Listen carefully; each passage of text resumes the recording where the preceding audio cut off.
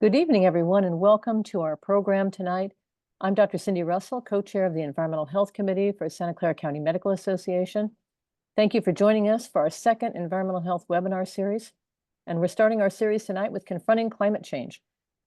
And as you may know, the scientific consensus is clear, and we've got an urgent problem, and that's called climate change, and we need to address it head on and very quickly. And many of us know about the problems that we're facing, but we tonight are going to focus on solutions, and we're going to focus on real solutions, not greenwashing, but hopeful solutions that we can engage in and support with regards to policy and direct action. So I wanted to announce upcoming webinars on October 1st and October 15th to continue our series. They're both on Tuesdays at 6:30 at 8 p.m. And in 2 weeks from today, session 2, we're going to discuss artificial turf on sports fields, promise or peril, with speakers Sarah Evans, and she's going to talk about artificial turf and children's health. She's assistant professor of Children's Environmental Health Center, ICANN School of Medicine in Mount Sinai, and Rachel Massey, who is going to talk about safer athletic fields, reducing toxic chemical use. She is senior science and policy advisor for the Collaborative for Health and the Environment. And session 3 is going to be on October 15th, and we're going to discuss environmental toxins, environmental illness, root causes, and prevention with Dr. Christopher Diadamo. He's going to talk about total load, the synergistic effects of modifiable lifestyle factors, and environmental exposures on human health. He's assistant professor at the University of Maryland School of Medicine. And also Pete Myers, he is going to talk about the impact of plastic additives on the health of future generations.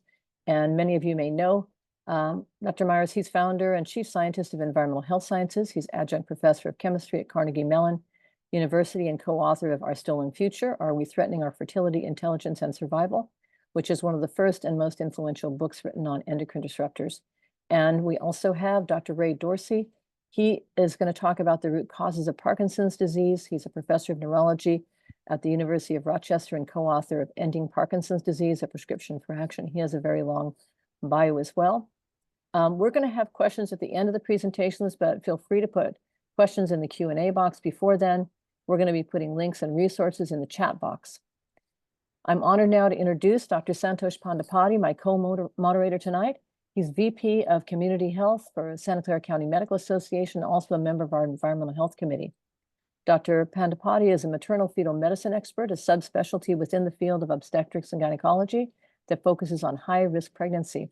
He's published many articles on reproductive health and climate change in major journals. He's broadly spoken on this topic as well, including being a speaker at our first environmental health series 3 years ago. His passion is to develop and implement innovative solutions that leverage technology, data, and evidence-based practices to transform maternal care delivery and improve outcomes. Thank you, Dr. Pandapati.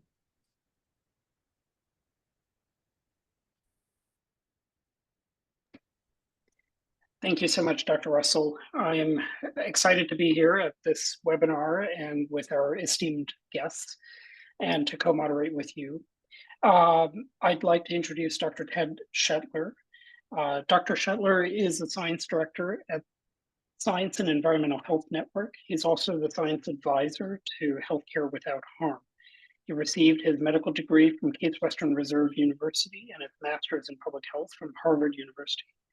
Dr. Shetler is co-author of Generations at Risk, Reproductive Health and the Environment in Harm's Way, Toxic Threats to Child Development, and Environmental Threats to Health Aging. He is also the author of The Ecology of Breast Cancer. Dr. Shetler has published a number of articles on environmental topics in peer-reviewed journals and has served on advisory committees of the US EPA and the National Academy of Sciences. He works with medical, nonprofit, and community groups, providing in-depth education on a broad variety of environmental issues. So, Dr. Shetler, we'd love to transition to you and hear from you.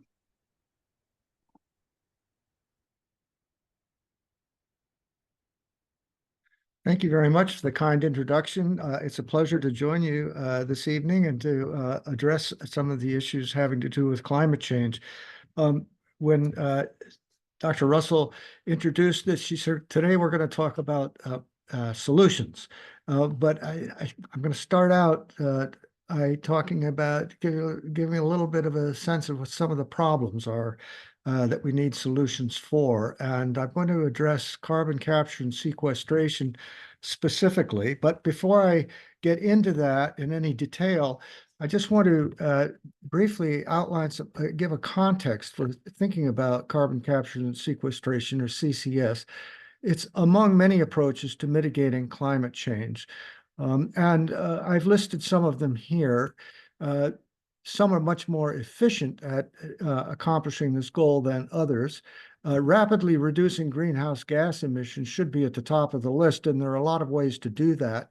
With changes in energy production towards renewables, changes in transportation and buildings with electrification. Industry can make modifications and use other energy sources. And then there's land use management and agricultural practices, which Kathy Webster is going to be talking about a bit later.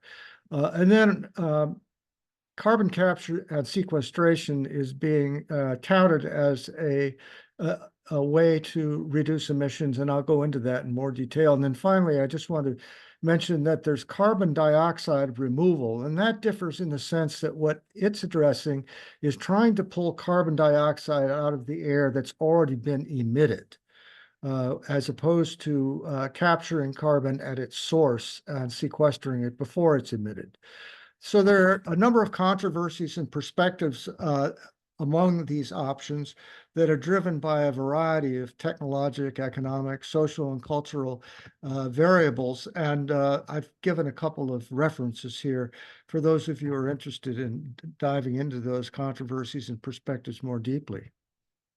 So now to get to carbon capture and sequestration, it's really being vigorously promoted as a necessary part of addressing the climate crisis, and it's getting a lot of industry, federal and state support. It was written into the Inflation Reduction Act with billions of dollars in tax credits being offered, which has attracted a lot of interest, as you can well imagine, from industry.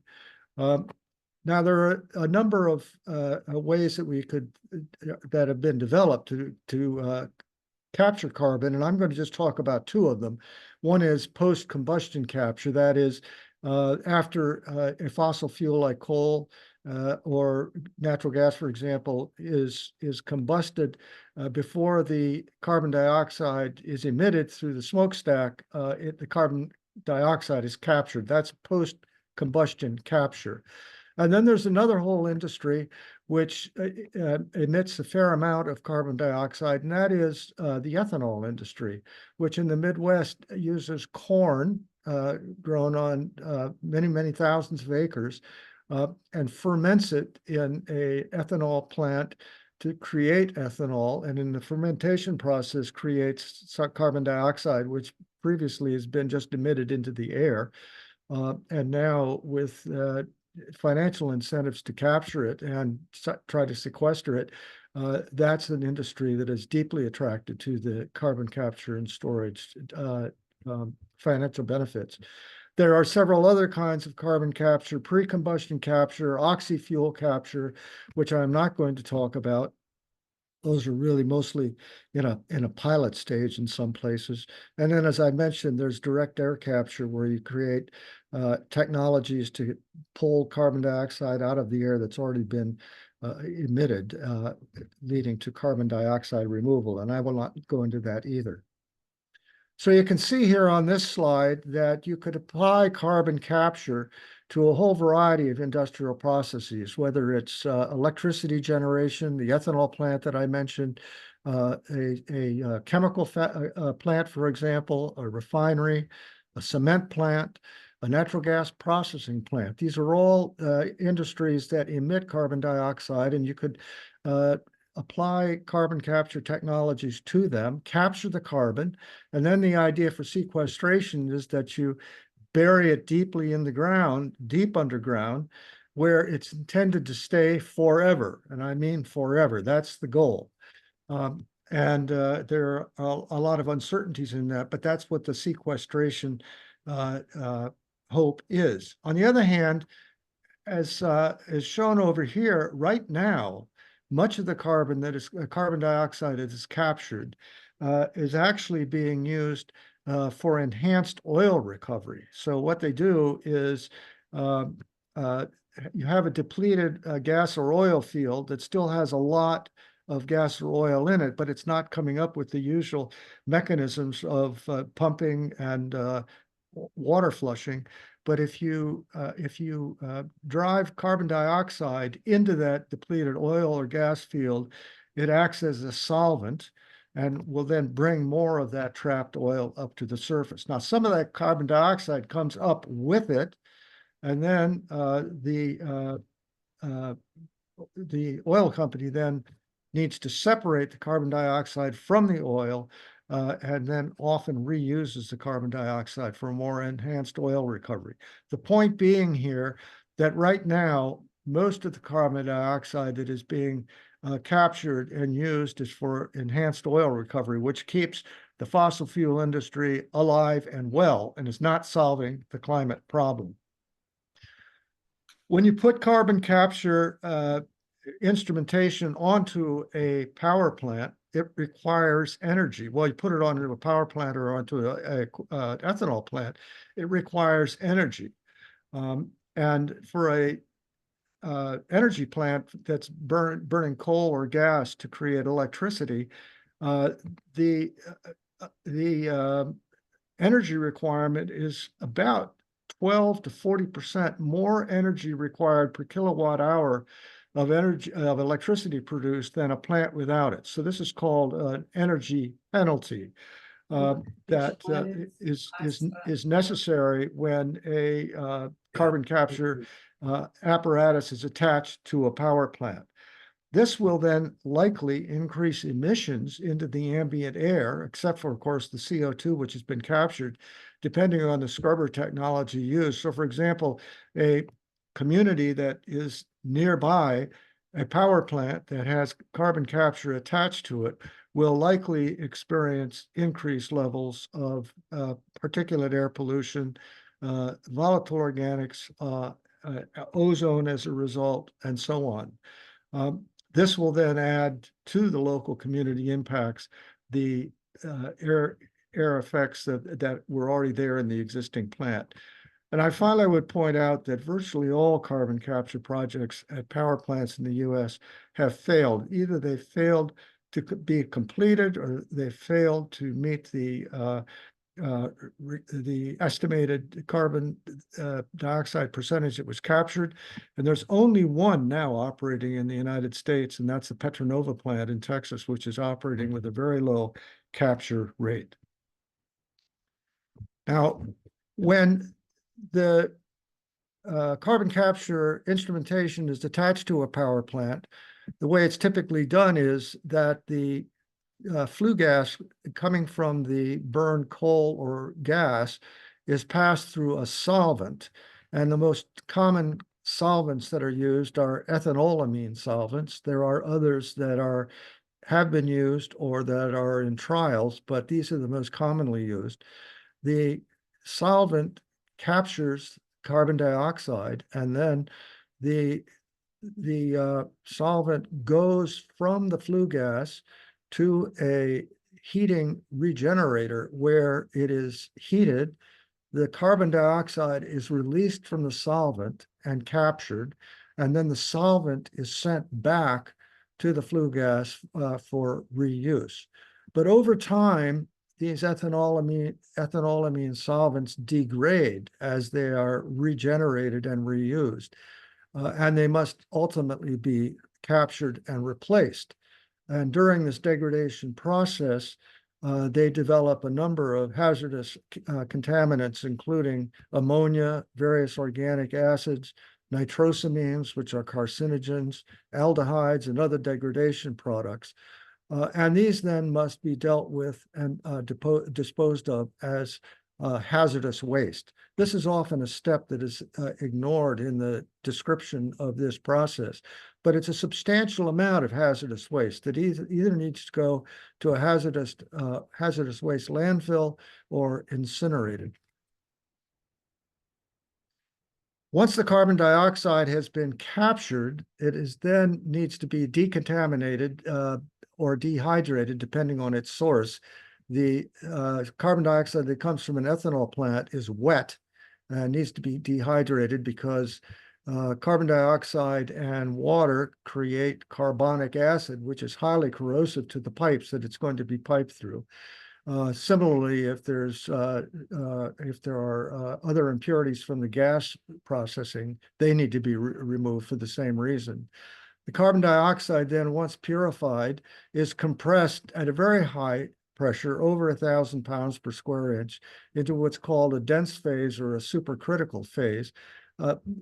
Carbon dioxide at this pressure has properties of both gas and liquids. Its density is similar to a liquid. Its viscosity is similar to a gas. So this is really optimal for long distance transport. The economics are better. You can transport huge amounts of carbon dioxide in a supercritical phase, but it's a higher risk to people nearby if the pipeline were to leak or rupture compared to the gas or liquid phase. Now, this is just a screenshot from a report that was done by Princeton University called Net Zero America, in which they laid out various scenarios for how we might get to what they call net zero by 2050. And this is one scenario where you can see the lines on this map are the required carbon dioxide pipelines that would need to be constructed around the country to pick up carbon dioxide from all these smaller facilities, ethanol plants here in the Midwest, as well as a lot of industries in the Gulf Coast, oil and gas, chemical industries here. The size of the pipeline is indicated by the thickness of the line. So you can see smaller pipelines going into large pump trunk pipelines going to various places for sequestration. The gray areas on this map are areas where it is believed that the geology is suitable for permanent sequestration of the carbon dioxide. And you'll notice here in California, the Central Valley of California has been designated as a place that might be optimal for carbon dioxide sequestration. And in fact, there are a number of industries right now in this part of California that have applied for permits to sequester carbon dioxide here. When you add all these miles up, it's 68,000 miles of pipelines that would need to be built by 2050 in order to get to the so-called net zero. So this is not a trivial amount of industrial development that would be needed if we were to pursue carbon capture and storage. So now let me talk a little bit about carbon dioxide and its toxicity. It's a colorless, odorless, non-flammable gas that's heavier than air. It's an asphyxiant because it displaces oxygen due to its heavier weight, but it also is toxic, independent of oxygen deprivation, because when the levels get elevated and the body is not able to compensate, the acidosis develops, and we're all familiar with what that can lead to if it's untreated. Carbon dioxide is classified as a hazardous substance by both the Occupational Safety and Health Administration and the National Institute for Occupational Safety and Health, and they've established workplace limits because in workplaces that use carbon dioxide, this is a real issue where people are in confined spaces and might be exposed to carbon dioxide, whether it's an ethanol plant or refrigeration or mining and so on. And you'll notice that NIOSH says that the recommended airborne exposure limit is only 0.5% averaged over 10 hours and should not exceed 3% over any 15-minute period. So that gives you some sense of what the levels are that begin to get you into trouble. On this chart, what I've shown in the left column is the CO2 concentrations as they increase, and then the health effect associated with those concentrations, and then when the onset of those symptoms is. You can see that at 2% concentration in the ambient air, you of course begin to see increased breathing respiratory stimulation from the increases in carbon dioxide, and that happens quite rapidly. And then at 4%, the increase in breathing rate becomes really distressing, and you begin to develop a respiratory acidosis, that is ultimately not well compensated by increased breathing rate and volume. And it's at 4% that NIOSH says it's immediately dangerous to life and health. And what they mean by that is that it can cause, in some people at that level, can cause confusion and impair the ability to respond and get to safety. And the designation of immediately dangerous to life and health for NIOSH is a level for a hazardous substance that is very tightly defined, and it becomes dangerous to life and health after 30 minutes at that level, at 4% for carbon dioxide. When you go up to 5 and begin to go up toward 10%, you see a number of other symptoms develop: more vision problems, sweating, tremor, increased heart rate and blood pressure, and can lead to unconsciousness within a few minutes. There's a fair amount of variability in susceptibility in those levels. It turns out that younger people are probably more tolerant of carbon dioxide at a level of 6 or 7% than older people. And even older people who are in perfectly good health otherwise often cannot tolerate 6-7% carbon dioxide. More than 10% can cause convulsions and coma in less than a minute, and above that can cause death within a minute or so. Now, if there is a pipeline leak or rupture with one of these pipelines that's carrying large amounts of highly compressed carbon dioxide, the carbon dioxide will be released as a mixture of a cold gas and fine solid particles of dry ice. And if it's a rupture of a pipe, this is an explosive release. It can throw shrapnel into the air because the phase change from supercritical to a cold gas it causes an extraordinarily rapid expansion of the volume. Then the CO2 cloud moves over the landscape, driven by wind and by its own weight, and it gathers in low points and in valleys, displacing the ambient air. So if anybody is caught in that situation, there is, of course, immediate danger of asphyxiation and toxicity. The other thing that has been noted is that because internal combustion cars, trucks and rescue vehicles require oxygen to run, they often will not run, or they will fail to start if there's a elevated CO2 in the air. So first responders would need an independent air supply if they're going to go into a cloud of CO2 to begin to rescue people who have been exposed. So this depiction here just shows the CO2 cloud being released from a ruptured pipeline. And the plume volume and spread will depend on the pipe diameter, the design of the pipe, the temperature and the pressure of the substance that was in the pipe, and then whether there was soil cover, the direction and dimensions of the rupture, the distance between shutoff valves and how rapidly somebody responds to shut the pipeline down, and then the topography and the wind direction. All of those things will influence the dispersion of the cloud. This is an actual photograph of a CO2 pipeline rupture in Satartia, Mississippi back in 2020. It's a pipeline that was carrying CO2 from a naturally occurring CO2 dome in northern Mississippi down toward the Gulf Coast to be used for enhanced oil recovery. There had been heavy rains in the area for days, and the ground subsided right underneath this pipeline, and there was a circumferential rupture at a weld that released CO2 from this 24-inch pipe. About 31,000 barrels of CO2 were released. Immediately, that cloud began to spread. There were more than 2 dozen people were overcome from this cloud within minutes. Cars shut off or failed to start. People experienced loss of consciousness, seizures, and foaming at the mouth. About 200 people had to be evacuated from their homes, and 45 were taken to a hospital for further treatment. Fortunately, there were no deaths associated with this pipeline rupture. Earlier this year, an engineer by the name of John Abraham and his colleagues did a modeling of the release of this, trying to understand what concentrations might have been experienced in this Satartia rupture.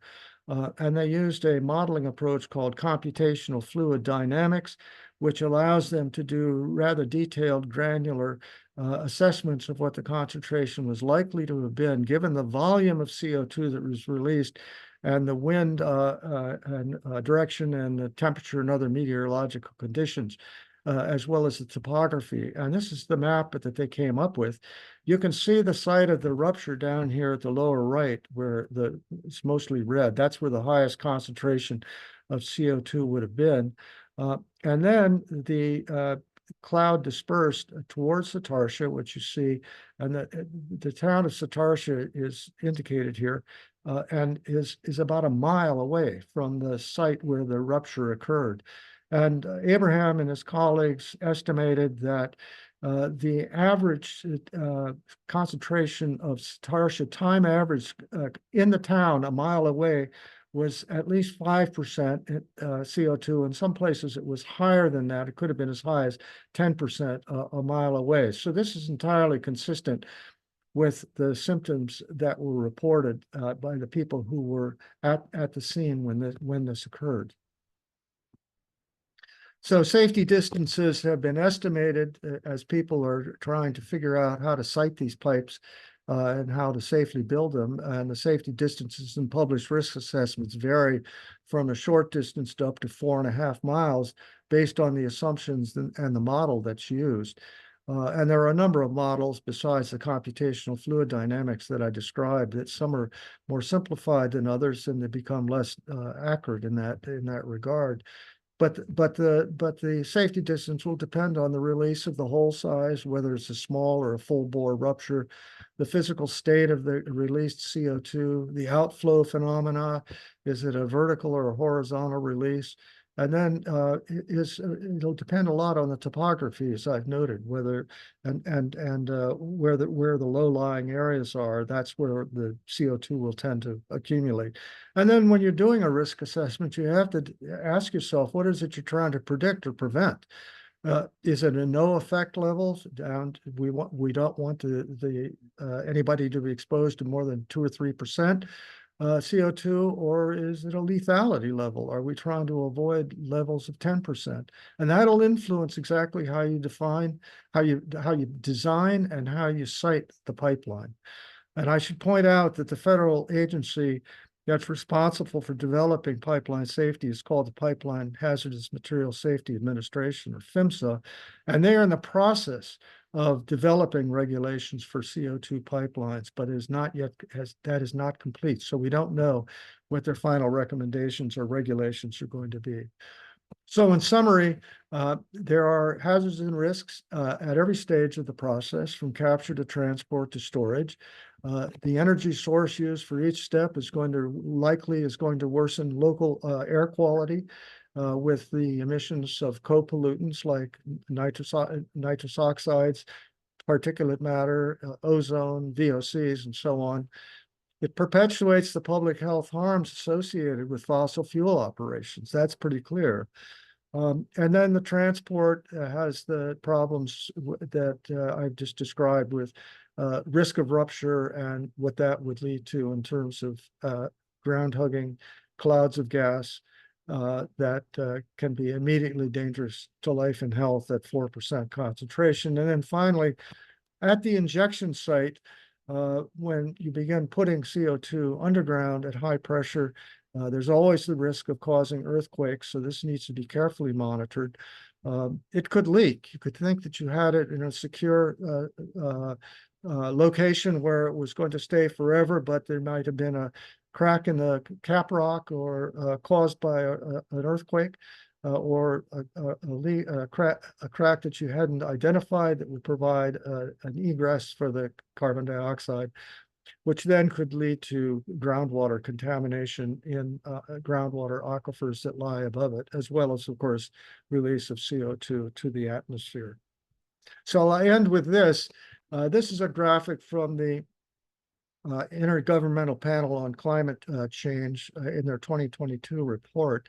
where they said, let's look at all the options that are available to us to offer potential reduction in the net emissions by 2030. And you'll see, and on the across on the y-axis on the top is the potential contribution to net reduction.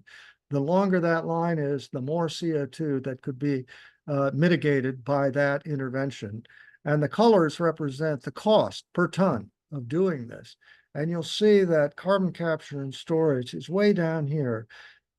Very little potential compared to more resources going into renewables of wind and solar energy. And the cost per ton is substantially higher for carbon capture and storage. So my take-home point is that carbon capture and storage is not a panacea for mitigating emissions, and there are much more efficient ways at lower cost to mitigate the carbon dioxide emissions that we are dealing with that are leading to the climate crisis that we face. And with that, I will end and pass it back to you. Thank you very much, Cindy.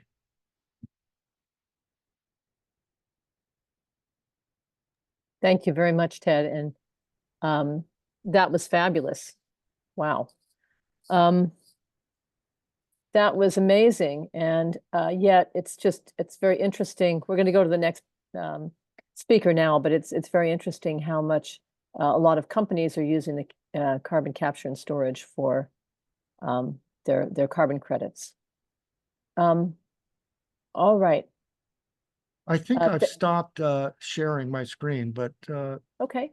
Will you confirm that? I think not. It's just, it still seems up. Yeah, that would be great. Yeah, it still stays up. It's not giving me the stop share option.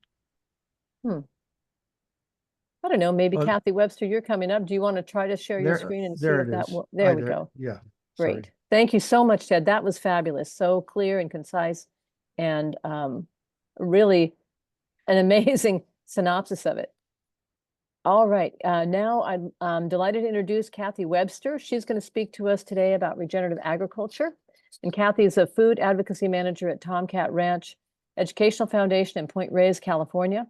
The ranch practices and promotes regenerative agriculture with the goal to inspire and catalyze action to transform 5 million acres to regenerative land management and to shift 5 million eaters to purchase food raised from regenerative farms. That's their goal.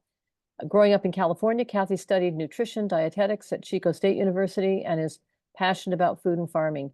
She's been with the ranch since 2007 and helped launch the ranch's grass-fed beef business, Left Coast Grass-Fed, in 2008. And she works on various projects, including beef to institutions, school food, processing issues for ranchers, certifications, and building consumer demand for regenerative agriculture. Welcome and thank you. And I think this will be a more uplifting talk. Thank you so much. Thank you. Can you all see that? Yep. Yes. Thank you, Cindy, and thank you, Ted. Very educational. Like Cindy said, I'm Kathy Webster, a food advocacy manager at Tomcat Ranch Educational Foundation. We're actually in Pescadero. Point Reyes is another beautiful place, but and very similar. It is really great to be here with all of you this evening. And I've been in the space, like Cindy said, for more than 17 years, and I'm extremely passionate about this topic. I feel honored to be with all of you who are in the medical world and are here taking time this evening to be on this webinar. Tomcat Ranch is an 1,800-acre ranch that is both a learning lab, and we raise grass-fed cattle and goats. We have a mission to provide healthy food on working lands in a way that regenerates the planet and inspires others to action. There is no question that we are in a climate crisis. With increased wildfires, drastic weather changes, atmospheric river storms, drought, increased temperatures, and food scarcity, we feel regenerative agriculture is one of the ways to address these challenges.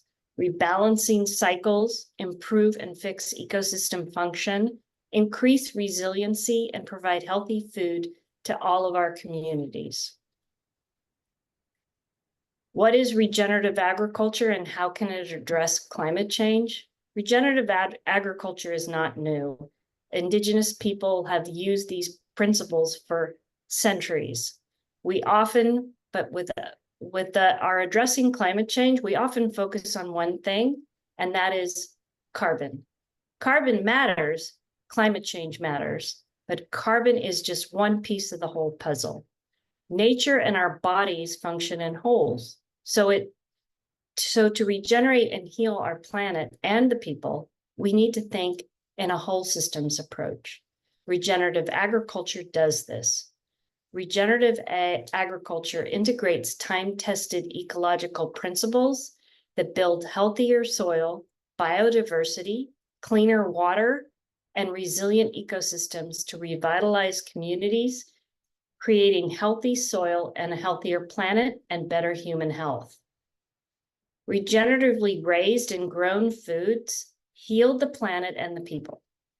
As we improve soil health, we improve nutrient cycling, which provides more nutrients to the plants and therefore to the humans and the animals eating the plants. Increasing biodiversity provides our livestock with a diverse diet of grass and forage. Think about salad bars. We are learning that the diversity increases the nutritional density in our meat. Just as you look at your patients and people as a whole, so does regenerative agriculture.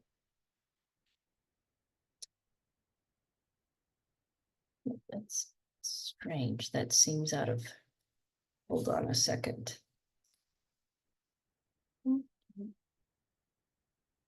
Somebody moved my slides around. Sorry about that. There it is. Okay, I'll go back to that.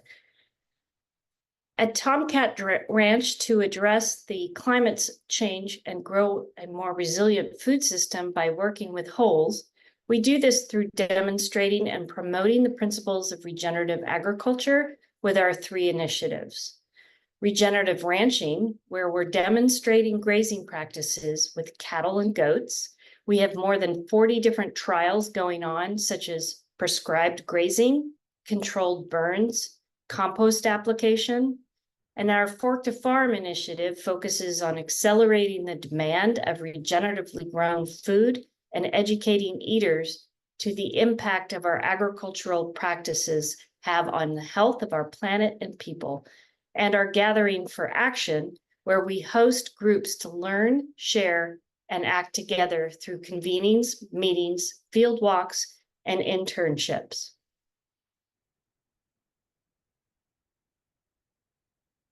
By applying regenerative principles, we work to address multiple problems.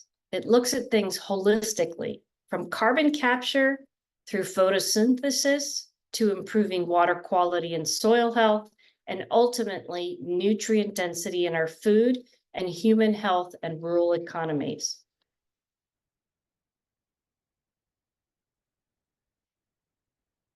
Oh dear, I'm so sorry. Some of my slides got moved around.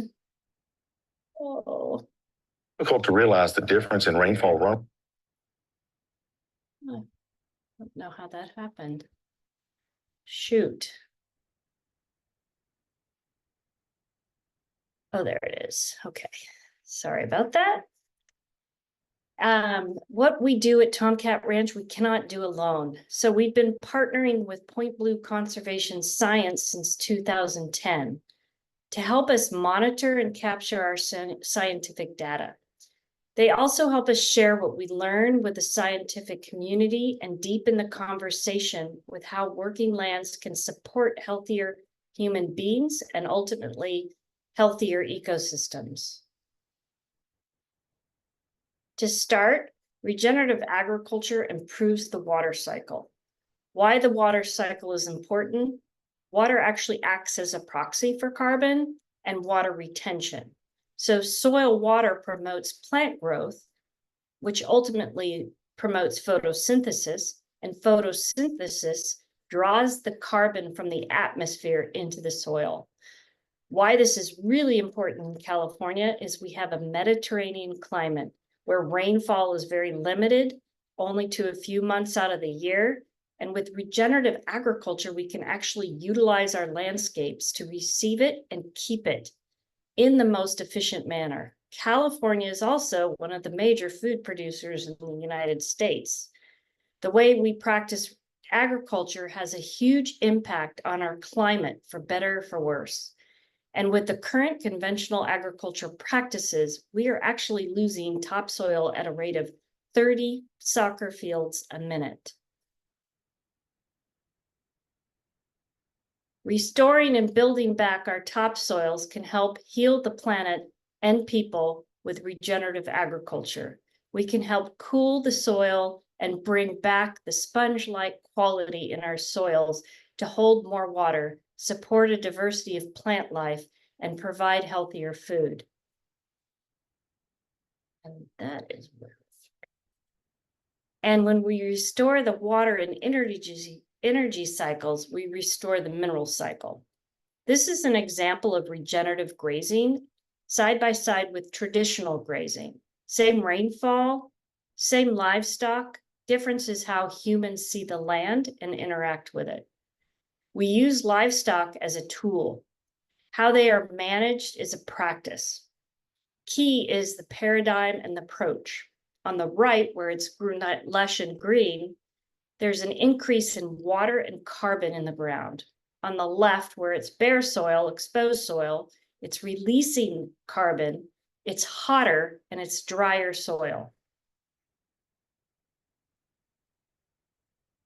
Here's a video done by the USDA demonstrating how bare soil harms our water cycle with lots of polluting runoff and making fields vulnerable to drought versus a regeneratively grazed field with healthy soil and healthy ground cover that captures and holds that precious rain and grows healthy food. Difficult to realize the difference in rainfall runoff between a continuously grazed pasture versus a rotationally grazed pasture. NRCS uses a rainfall simulator to demonstrate the effects of infiltration versus runoff on pasture surfaces. One represents continuous overstocked and overgrazed pasture. The other represents a rotationally grazed and rested pasture. All rainfall runoff is funneled into a collection jug on the front of the demonstration table. This allows us to visually compare both the volume and clarity of the runoff. By the end of the demonstration, it's amazing to see how much more runoff occurs on the continuous overgrazed pasture versus the well-rested, rotationally grazed pasture.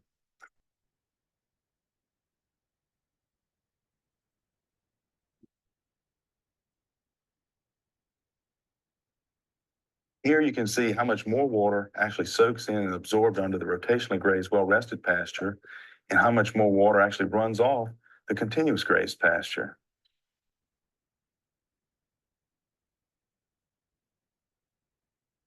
Difficult to realize the difference in rainfall runoff. About that. So basically, if we get the water cycle right, we get more photosynthesis and plant growth, leading to healthier soils and healthier food, which in turn holds more water and enhances the whole cycle. So to reiterate, the interconnectedness with water, plants, carbon/soil. Soil acts like the sponge, holding more water, growing more plants equal more photosynthesis, building more soil organic matter, and healthier soils, therefore safeguarding economic sustainability and food security. So, on a broader scale, imagine what 1 million acres in regenerative land management could do. According to the USDA NRCS, if we increase soil organic matter, which means more carbon in our soil, by just 1%, our soils can hold approximately 20%, 20,000 gallons of water per acre. In California alone, we know these impacts are huge, from resiliency for droughts, to land productivity, to carbon sequestration, to increased biodiversity and human communities. if soil increased 1% soil organic matter, the climate and water benefits would be huge. Each square on this Bloomberg map equals 1 million acres. So if we do this 1 million acres at a time, we can have a huge impact. Now that you've seen this on a national scale, I want you to see how it matters on a personal scale. Individuals are absolutely impacted by polluted air, polluted water, and extreme weather caused by climate change. But regenerative agriculture also relates to human health. It all goes back to the soil. 95% of our food comes from the soil, and that's why soil has a huge impact on human health. The primary source of essential nutrients that nourish humans and other animals is the transfer of nutrients from soil to people. If we don't have healthy soils, we don't have healthy food. The impact in the way we grow our food, whether we grow it conventionally with chemicals, herbicides, and pesticides, or regeneratively grown with diverse plant species, cover crops, minimal soil disturbance, and integrating livestock, can either contribute to climate change or help mitigate and provide our communities with a resilient, healthy food system. To break it down further, nutrient-deficient soils will produce nutrient-deficient plants, ultimately causing people to suffer from nutrient deficiencies. Soil health is connected to human health. This slide is a good example of showing the similarity of the microbiome in the human gut and the microbiome in our soils. Since we use cattle to help us achieve our regenerative goal at Tomcat Ranch, we also have a nutrient-dense protein source for our community. And we're really excited to be a part of a new study that is being done by the Bionutrient Institute on beef. They are studying the correlation actually with soil health, diversity of plant species, the livestock movement, and how it all relates to the nutrient value in beef. The results have come back with cattle raised in pastures with diverse plant species are actually that produce meat and dairy actually have higher amounts of phytochemicals, the polyphenols, antioxidants, and bioflavonoids that help provide anti-inflammatory, anti-carcinogenic, and cardioprotective properties. And with grass-finished beef, there's the added higher amounts of omega-3s that are good for heart health, regulating our blood sugar and reducing inflammation. So how do hospitals and doctors fit into our goal? Purchasing and recommending regeneratively grown and raised food can shift the agriculture sector, supporting farmers and ranchers who steward the land and grow and raise our food by working with nature instead of against it, can have a positive impact on our climate and the nutrition of our food. So I ask, why hospitals? Hospitals are some of the biggest purchasers of food from the nation's supply chain. By choosing local food that is grown and raised with climate-smart practices, we can shift the way farmers and ranchers steward their land. An example of a successful pilot program in Northern California and part of Southern California is the Beef to Institution initiative. This was started years ago with a collaborative effort of Healthcare Without Harm, Community Alliance with Family Farmers, and Tomcat Ranch to increase procurement of local climate-smart grass-fed meat into school districts, hospitals, and other institutions. To date, this program currently has, the meat is in 30 school districts and 6 hospitals, including UC Davis Medical Center. And to picture that, they serve 6,500 meals a day, and UC San Diego serves about 5,200 meals a day. So beef from cattle that are managed regeneratively can sequester carbon and provide more nutrient-dense meat. You don't have to be a meat eater to understand the important role of livestock plays in our ecosystem's health. So remember, what you choose to eat makes a difference in the health of our planet, food, and people. Thank you.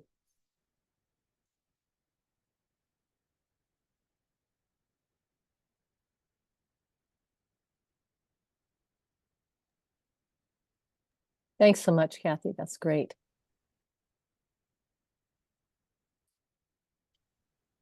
So And I want think to we were thank, gonna, oh, go ahead. Were we gonna show the video now? I think. Yep, I can pop that Kathy? on. Did you want to go ahead and make an introduction, Kathy? Thank you. That was great. That was wonderful. Sure. I'm honored to introduce this video. Nicole Masters, who's a good friend of mine, and we work very closely with her. She is a globally renowned agroecologist who first and foremost loves soil and wants to inspire everyone she encounters to love and understand soil too. She is also called a social ecologist, soil advocate, and soil educator, as well as a systems thinker. Nicole is a dynamic guiding light in her outreach for people who grow food. She founded Integrity Soils, which is a formal agroecological coaching program that educates farmers to switch to regenerative organic agriculture, teaching them microbiology, soil science, plant physiology, as well as mindset and behavior change in real time and in person.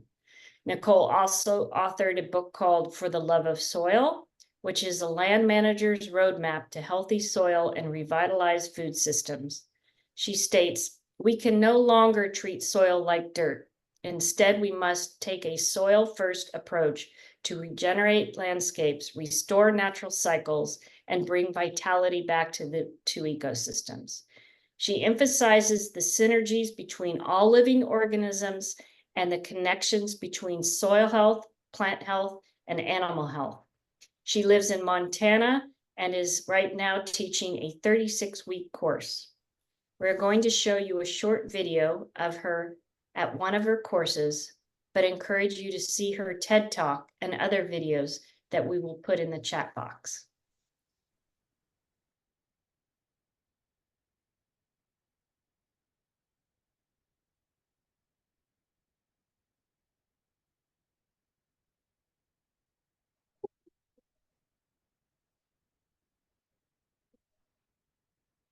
Regenerative agriculture is just booming. I think this is a train that you're not going to stop. I think the interest in regenerative agriculture from, right up to political levels to even scientists getting engaged to on-farm, it's just massive. And what's interesting is often you find people are doing things in their local areas and not talking about it. And so I think the uptake is actually much, much higher than what we think. When Europeans came in, the changes in these environments were catastrophic. These environments changed within 2 or 3 years, they say, with grazing pressures, and then in came the rabbits, everything else, took that soil right down. We have no idea in this country what healthy soils look like. We're just barely scratching on the surface of what did it look like pre-Europeans. And we can only guess, and we start training our eye, thinking that some of these conditions are normal. They're not. These are not normal events. And what we're seeing around the world, and it's the interesting thing with travel, is we've gone from drought to flash flood, drought, flash flood. Even in New Zealand, I know I'm not allowed to say drought and New Zealand in the same sentence, but we do have droughts, right? What is happening in these environments? What's causing this? I really believe that Australia holds the key to regenerative agriculture because you guys are the front. So when we're looking at regenerative, we look at how do we repair a disturbance event. So that disturbance event might be what? What do we do to disturb soils? Overgraze, fertilizers, the fungicides, the seed treatments, are all disturbance events. So it's interesting to see these two different properties. So we're seeing a property that's right at the beginning of what's possible for these landscapes. So just beginning on that regenerative journey from really looking at what's happening with pasture and how can we manage land a little differently, to a property here with Charlie that he's been working in this system since the 90s and, really looking at, okay, what's working well for him is that, he's got a low input system that, really is functioning pretty well.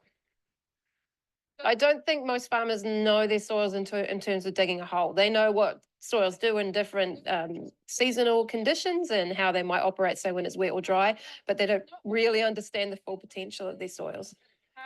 I have no qualms generally on dropping someone's fertilizer bill by 50 to 70% when we start. I have no issues with that at all because we address the inefficiency, right? It's all about biology. What's the most interesting bit of this graph? The net profit, right? So they're 78% more profitable. When we go down to the pub and you talk with your mates, what do you talk about? The weather, probably, right? But no. How much you sold your stock for, what you weaned at, what you fattened, what your yield was. None of that matters. None of it counts. What you sold your stock for, awesome. But was it actually profit if you were putting out a bale of hay every day or whatever you're doing to feed that animal? We don't talk about what's important, and it's actually profitability. This isn't new information. It's just being presented maybe newly to them. And it's things that actually people know. They know that something hasn't been working as well as it could do. And that might be around water cycles or carbon cycles, or they're seeing encroaching weeds and insects and situations that seem to be getting more droughty, but actually it's around soil management. So you get people having these aha moments because they can relate it to a lifetime of working on the land and not having that piece of information that kind of pulls it all together. But what they're doing while they're moving through the soil is they're gobbling up nitrogen, and phosphorus. I want you to think of these two as that they're like the fertilizer bags, okay? So all the nutrients held in their bodies, they're not going to give it up. They're not going to give it up until what? They die. The clues really are underneath the ground. So if we're looking even at our weeds, what kind of root structures do they have? Are they lovely, strong, healthy root systems? Are they quite shallow? If these species have quite shallow roots, they're telling you something probably about your grazing. In part, it's the soil type. So these are the self-mulching clays that we see that people love to have. They're big soils, they hold a lot of nutrients, but when you work with them biologically, it's how to get them so they stop the big cracking process that actually they hold together. So we're seeing really beautiful aggregation in this soil and a lot of fungi, which is brilliant to see. You guys have to watch me uncomfortably dig a hole. Actually, Gwen, I should get you to do this. All right, we want to have a look. So what color should these nodules be? Red. There's a lot of fungus in here. And whenever you're going onto a property, I never know, like, is this degraded from what it used to be or is this hugely improved? And so that's why you got to dig holes and start benchmarking that for yourself, all right?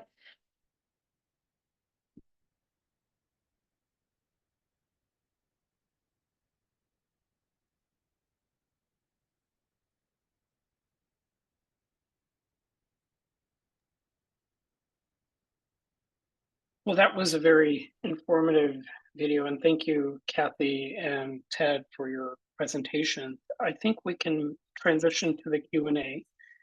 We do have an initial question for each of you, and then we'd like to open it up to our audience. And I know there's a question already waiting for you, Kathy. But for you, Dr. Shetler, how is the federal government supporting the deployment of carbon capture and sequestration projects, and what are the impacts from what the federal government is sponsoring or supporting?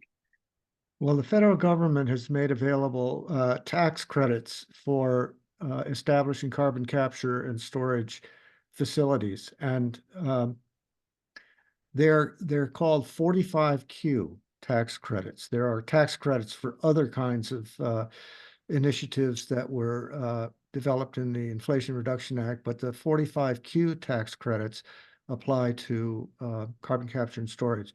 And what it means is that a company that puts a carbon capture and storage addition onto their industrial process will get $65 per ton of CO2 that is used for enhanced oil recovery and $85 per ton for CO2 that is used for permanent sequestration. So if you do the math, it's potentially enormously profitable. So what we're doing here is taking public money, because this is money that would typically be paid as taxes. This is a tax credit, not a tax write-off. It's a tax credit. Taking public money to pay to industry to manage this pollutant, carbon dioxide, in more responsible ways. It's being done because the carbon tax never was able to fly in the United States. There was so much pushback. So it's what's got so much enthusiasm built up now is because there's all this money to be made. If we can just get these pipes in the ground and the facilities built and start sequestering it. And the final point I'll make is that the program will be under the auspices of the IRS, because this is a tax credit. And because tax information is privately held and not publicly held, as the public will be completely in the dark about what is being claimed as a tax credit by a company and whether in fact they sequestered what they said they sequestered, because there is no monitoring system in place yet. So the whole thing is built on trust and privacy, and the public is being left in the dark about it. So that's what the incentives are, and that's why there's so much enthusiasm. It seems very problematic to me simply because it further incentivizes fossil fuel combustion to be able to get the tax credit, and then very dubious as far as tracking, monitoring objectively as to what you're doing. So while the intention may have been good to say, hey, we need to capture what we're already releasing, it seems to be malaligned incentive, unfortunately, that the public ends up footing the bill for without potentially any real benefit. So alarming to me. And I think your talk has, as Dr. Russell said, incredibly enlightening to go into the details. So with that, I'll pass back to you, Cindy. I know you've got a question for Kathy and then the audience. So this question also is related to sequestration, and a question that came up, shouldn't we focus on carbon sequestration? And I'm assuming that means sort of the same thing as capturing that versus in the ground regenerative capture, Kathy. Well, carbon is just one part of the whole picture. So, going back to that carbon cycle, we need to look at the cycles, the water cycle, the nutrient cycle, because if we're capturing carbon, which is then going into the soil, feeding the soil microbes, growing more plants, increased photosynthesis, then it goes back around because you're grabbing more carbon. So it's not just one part. You got to look at the whole picture. Great, thank you. I will relay to you, Kathy, a question from Dr. Iyengar in our audience. He says, thank you for the wonderful talks, to both of you. For Ms. Webster, if the economics of regenerative farming are favorable, is the lack of widespread adoption more of an educational deficit, or are the upfront capital costs of converting to regenerative farming somehow prohibitive to limiting uptake? That's a really good question. And I do think education is key. Education, not just for the eater, the consumers, to build up the demand. And when you build up the demand, then farmers and ranchers have more of an incentive to shift over those practices. But it's also an education with the farmer and rancher when they realize conventional agriculture is costing them more money by buying into that consistent seeds and also the chemical fertilizers and the pesticides. there's a few examples of farmers doing it on a much larger scale that have shown they can reduce their inputs by a huge amount of money.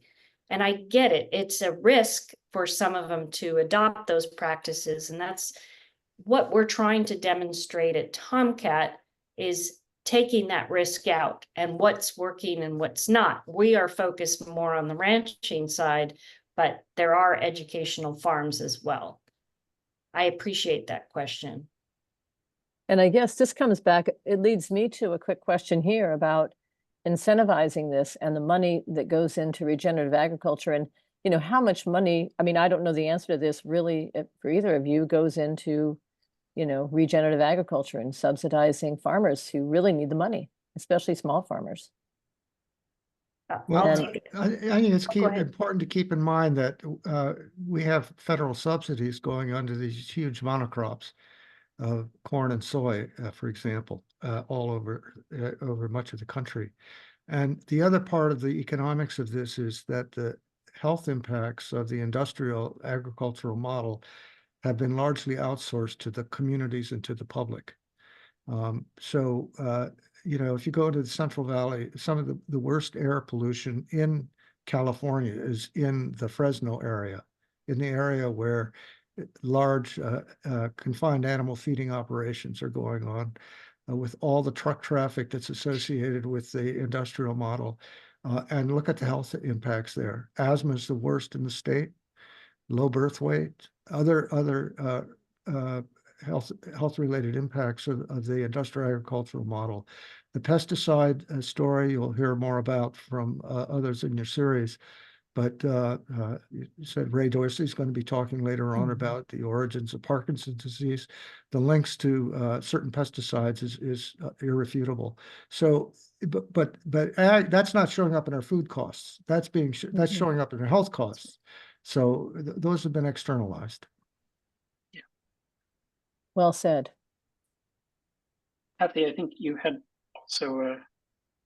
I was just going to add that we often look at the health costs as the people eating the food, but I think Ted kind of covered it. And we sometimes forget the farm workers that are actually working in the fields with the chemicals. There's a question from Dr. Annie Chang from Santa Clara Valley Medical Center. But before I ask hers, I just wanted to, because it's been itching for me to ask you, Kathy. We have all heard the concerns about cattle and the amount of methane emissions, right, from belching and so forth. Do you find that cattle are able to release less methane with better quality grazing through regenerative practices? Is there less overall emissions? Do we worry less about eating cattle through regenerative farming? And related to that is why I asked this, is Dr. Annie Chang's question. What technologies are available to measure the carbon capture of regenerative agriculture? And so both the emission side and the capture side. I like both those questions. I'm going to start with what measurements are out there. They're working on something called flex towers. First, they started at an astronomical price that no farmer or rancher could afford. But of course, we live in a world of technology, and they're working on more affordable flex towers that will actually measure the breadth of a livestock and look at it that way, which I think is going to be huge. Now, your question about, is regenerative cattle, say, emitting less methane? Not really, but that's just one piece of the whole picture. I work really closely with Office of Cat Taylor's policy team, and they just forwarded me an article that discussed how bad livestock is for the environment. But the problem is, when people evaluate that, they look at the confined animal feeding operations and the amount of methane in one space and all the manure that's being collected and hauled away or collected into lagoons. And the condition of the animals is appalling. And they're forced to eat grain that's been grown in these huge fields of monocrops, sprayed heavily, and the amount of emissions that just go into growing livestock feed. Whereas if you're raising them regeneratively, and typically what people may not understand is these animals are raised on lands that aren't suitable for anything else to grow. So I'm talking like, you know, produce or whatever. If when done correctly, you can, and moving the animals consistently, the goal is to leave enough vegetation behind that it captures the carbon, right? Brings it down to the soil, but it also brings the roots down, because when you start grazing in one spot and it grazes it like a golf course, the roots start to shrink. So then you're lowering the ability to, you know, decrease soil erosion and improve water quality and that whole cycle. Does that make sense? Completely. And thank you for answering that. There is so much that we can do to eat better. And I wonder if there's enough ability for regenerative agriculture to feed the entire population. I know that's often a question that people raise, you know, can organic practices and regenerative practices really generate enough protein and high quality nutrients for feeding a large population? And I know Dr. Gould has a question we'll get to. All right. All right, so Dr. Gould. Okay, so Dr. Gould, also a member of our committee, he says it seems there's a commonality between the promotion of CCS and nuclear power. The public subsidies to private industry, both a downside to how the Inflation Reduction Act was configured, no real discussion on what we are using this energy, fossil and nuclear, for. So for example, the major drive for nuclear power currently is to feed the vast electricity needs from operations such as cryptocurrency mining, soon to be vastly surpassed by AI, which also has a vast water needs for cooling operations. Any comments? Well, I just have a brief comment. This is hit on an important issue, and that is water.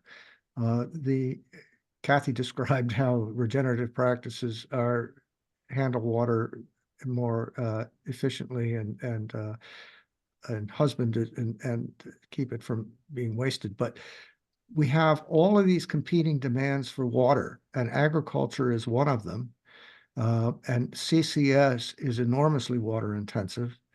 And the question also addressed the water needs of data centers and artificial intelligence, huge water needs there. And this is all coming together at a time of increasing droughts in many areas. So there are places in the United States where it's a struggle right now. For example, New Mexico is trying to figure out how they're going to meet all of their water demands as the droughts get worse. And they just had some hearings a month ago to try to figure out what to do with the produced water that's being used, that's derived from all the oil and gas development. And the produced water is heavily contaminated, and the only option available right now is to pump it deep underground as a waste product, but that's enormously wasteful of a limited resource. So we are really coming up against these competing demands for limited resources, and agriculture and CCS and others are part of the problem, and maybe lead us to some of the solutions as well. Right. I think we're going to have a water seminar in April next year. Yeah. So we can talk all about it. That's a really great idea to incorporate that. I know that geothermal also uses, all of the data centers and so forth use a lot of water. So great. Let's see. Do we have, let's see, another question. So another question, do you want to go ahead, Santosh? I think it's your. Oh, well, I'm still curious what Kathy thinks about my question before about, is there enough capacity with regenerative agriculture for feeding our planet's population? I do. I think we need to focus on our communities first instead of, sending food all over across the world. Going back to that, I'm part of Slow Food and listening to people in other regions of different countries and hearing how we're always trying to ship food that we've grown in overabundance to them. And they're not used to eating that kind of food. So going back to what they're used to, what they can grow, what they can raise, I think that's key. And I also want to address your question about meat. That's a hot topic, especially in my family. I eat meat, but I only eat meat where I know where it was raised and how it was raised. So I don't eat it every day. So I always tell people to, when they're choosing meat, choose it that's from a ranch that practices sustainable regenerative practices, and you don't need to eat it every day. It's a nice complement to a meal. So I hope I answered that question, but I feel pretty strongly regenerative can be implemented worldwide. Yes, that's a great answer. And I think that links to Dr. Chang's question here in the Q&A, in that, are there collaborations to look at health and climate measures and impacts? So by eating high quality, protein coming from and produce coming from regenerative practices, can we look at the health impacts from that? Just like in a way, Dr. Shetler, you're talking about, we know all the adverse impacts to health that can happen from carbon capture and sequestration. So kind of the flip side of that is, from the regenerative side, is there a way to start studying that? And is that science happening at Tomcat Ranch, for example? Yes, it's kind of why I concluded the slide about the nutrient density. And even today, I'm even more excited. And I shared with Dr. Russell another resource that I just got connected to called the Nutrient Density Alliance. And it's being led by this woman who I find is my heroine. She's Mary Purdy. She's a eco dietitian up in Washington State near Seattle. And more studies are being done about the nutrient density of food because of the soil health. And of course, regenerative agriculture improves soil health, and the amount of nutrients they're finding in not just meat and dairy, but in the vegetables that are being grown there. More funds need to happen in there, but there's different entities throughout the United States that are working on specifically nutrient density, which is very exciting to me, because I think that could be a huge game change with the demand in regeneratively grown food. Great. All right. One of the questions that I had for Ted also, and we hope that, regenerative agriculture in general, is going to be making a great impact if everybody switched to organic regenerative. All of it helps. I wanted to ask Dr. Shetler, what's the difference between carbon offsets and carbon neutral versus net zero? And you've talked about carbon capture and storage, but how are companies dealing with this, and how should they deal with this in the future? Well, the terms carbon neutral and net zero are kind of similar, and they have kind of slippery definitions. Theoretically, carbon neutral should really only be applied at a planetary scale, but actually there are attempts to apply that term at much smaller scale, like at a state scale or a city scale or at a company scale. And what it means is that you assess what your carbon footprint is, and then do what you can to reduce it. And that you find difficult to reduce, you can then, according to the theory, move to carbon offsets. And this is a very slippery slope. It offers all kinds of opportunity for mischief. Carbon offset is basically paying you pay for activities that are claimed to either reduce emissions or to sequester carbon. And so that could be, for example, an example of a good carbon offset would be you have a company that has done everything they can to reduce their emissions of carbon, but there's some that they can't get rid of. So it'll actually pay money for someone to build a renewable energy plant or a part of an energy plant that will not be producing any carbon emissions because it's making electricity from wind or solar. So that would be an example of a legitimate carbon offset. But then there are plenty of carbon offsets where somebody says, pay me money and I won't cut down this forest that I was planning to cut down, or pay me money and I will plant mangroves alongside this island, or I will plant some trees in the middle of Africa somewhere. And whether those things actually happen or not is completely unknown, and yet there's a market for buying and selling those things. So it's often an accounting gimmick. I should just point out that if you want to learn more about carbon offsets, you can go online and just search for carbon offset registries, and you'll find a whole variety of them. And some are quite reputable and some not so much. But because carbon offsets are being used so widely, there's a real attempt to say, let's try to establish what are high quality offsets and which ones are not, and how can this be monitored in a way that is not just a scam.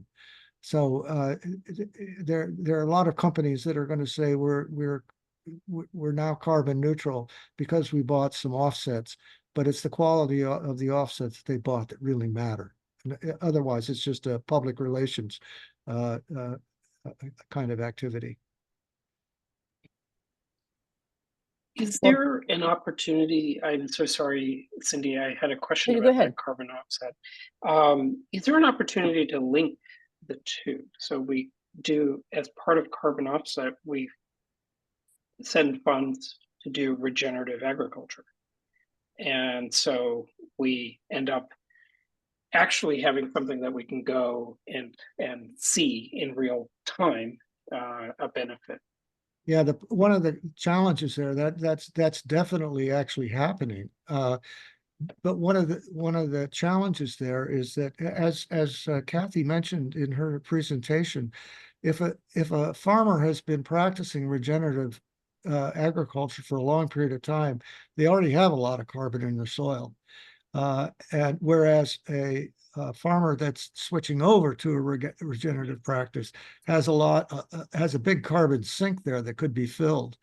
And then the trick is going to be how rapidly does it fill, and at what point is it completely saturated, and how do you link that to a carbon offset? It's really kind of an accounting challenge to do that. Kathy, you probably have run into this in your work, where people are wondering about using regenerative ag for carbon offsets. I personally haven't, so I don't know that much about it, but I was going to say one of the things that it kind of relates to the carbon cycle and the water cycle is if you measure carbon, soil organic matter in our soils in California, and you go to Georgia, say, and measure it there, it's going to be completely different because their rainfall, they get like 60 inches of rain here, and we get, in a good year, like over on my side, by the ocean, we get like 34, 36. But I like that thinking. And And measuring carbon in the soil is still a challenge because right now they're attempting to do it even with satellites, but there's so much variability even on a single ranch or farm that it becomes really difficult to really quantify how much is there and therefore how much room is there for more. Makes sense. This is a related question. Thank you for that. There's a related question. How do people buy regenerative? Is there, I know there's organic, you can buy organic, but is there a special label or somewhere to how to buy regenerative products? Yeah, I mean, Where do I we- always, what I tell people is, especially in the Bay Area, you can go to your farmer's market and ask them, or visit a local farm and ask them what kind of practices or principles they're applying. Are they planting a cover crop? Are they doing compost application? That kind of thing. But there are labels coming out there, and I don't know if you guys are all aware, but this has been a hot topic in the agricultural world. Is California Department of Food and Agriculture is working to define the word regenerative, and there's been a lot of community and public input around it. Should it include, no pesticides, no herbicides, but there are some labels and certifications out there, and there's more coming. One of them is the regenerative organic certification that when you go to like a Whole Foods or a New Leaf, you'll see. It was Right. typical, real quick, is years ago, before the USDA got involved in organics, organics was very focused on soil health. And then when the USDA got involved, the big players, the big agriculture producers got involved and they watered it down. I mean, you can drive down Salinas, Watsonville and see organic strawberries, and it's just bare soil, and as soon as the rain hits that, the topsoil's running right off. So they say organic, but it's not regenerative at all. And I know there has been a controversy, looking up some of this information, on the Rodale Foundation. He said organic has to be the basis of regenerative. And that was another issue that they feel is just going to be a way for large, operations for farming to say they're regenerative, but they're really not. So organic has to be the base, and it just goes from there. So and right now the organic standards are what we have. So there's just been a lot of interesting. If you look on that they have their project or their if you go to the website for what does organic agriculture mean, you can get a lot of information from a lot of really intelligent people and a lot of lovers of soil. I have to say, there are a lot of you out there, Kathy. So you're inspiring all of us. And we're getting to the end of this talk here, and great questions. And thank you all for joining us. Want to go ahead and just express, my sincere gratitude for your outstanding presentations. They were both very enlightening and thought-provoking, and very honest. And Ted, especially, very frightening, but also enlightening.